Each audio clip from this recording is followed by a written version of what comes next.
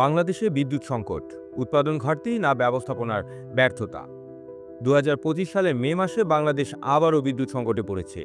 রাজধানী ঢাকা থেকে শুরু করে মফস্বল শহর ও গ্রামাঞ্চলে লোডশেডিং বেড়েছে।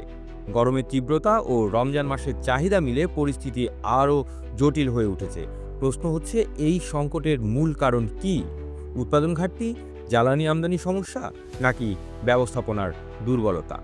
বাংলাদেশের বিদ্যুৎ উৎপাদন সক্ষমতা বর্তমানে প্রায় ২৫,০০০ মেগাওয়াট, কিন্তু গড় চাহিদা ১৫,০০০ থেকে ১৭,০০০ মেগাওয়াটের মধ্যে। তাহলে উৎপাদন সক্ষমতা থাকার পরও কেন লোডশেডিং হচ্ছে? মূল সমস্যা বিদ্যুৎ উৎপাদনের জন্য প্রয়োজনীয় জ্বালানি সরবরাহের। দেশে বিদ্যুৎ উৎপাদনের একটি বড় অংশ গ্যাস ও কয়লা ভিত্তিক, কিন্তু গ্যাসের ঘাটতি ও কয়লার উচ্চ মূল্য বিদ্যুৎ উৎপাদনে বাধা সৃষ্টি করছে। এলএনজি আমদানির জন্য বৈদেশিক মুদ্রার সংকটও একটি বড় চ্যালেঞ্জ। ফলে অনেক বিদ্যুৎ কেন্দ্র পূর্ণ সক্ষমতায় চালানো যাচ্ছে না। অন্যদিকে বিদ্যুৎ ব্যবস্থাপনায়ও রয়েছে বড় ধরনের দুর্বলতা। শহরাঞ্চলে অপ্রয়োজনীয়ভাবে বিদ্যুৎ অপচয় হচ্ছে। একটি গবেষণায় দেখা গেছে, বাংলাদেশের প্রধান শহরগুলোতে অদক্ষ স্ট্রিট লাইট ব্যবস্থাপনার কারণে প্রতি বছর বিপুল পরিমাণ বিদ্যুৎ অপচয় হচ্ছে।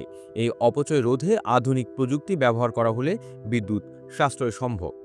এছাড়া বিদ্যুৎ বিতরণ ব্যবস্থাপনায় দুর্নীতি ও অদক্ষতা বিদ্যমান। অনেক সময় দেখা যায়, বিদ্যুৎ উৎপাদন পর্যাপ্ত হলেও সঠিকভাবে বিতরণ না হওয়ায় সংকট তৈরি হয়। বিদ্যুৎ চুরি, বিল আদায়ে দুর্বলতা এবং অবকাঠামোগত সীমাবদ্ধতা পরিস্থিতিকে আরও জটিল করে তুলেছে।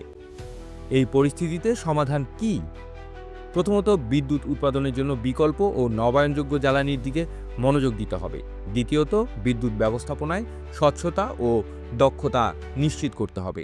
তৃতীয়ত, বিদ্যুৎ অপচয় রোধে আধুনিক প্রযুক্তি ব্যবহার ও জনসচেতনতা বৃদ্ধি করতে হবে।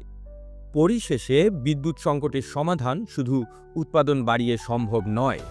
প্রয়োজন একটি সমন্বিত ও দূরদর্শী পরিকল্পনা, যা উৎপাদন, সরবরাহ ও ব্যবস্থাপনার প্রতিটি স্তরে কার্যকরভাবে বাস্তবায়িত হবে।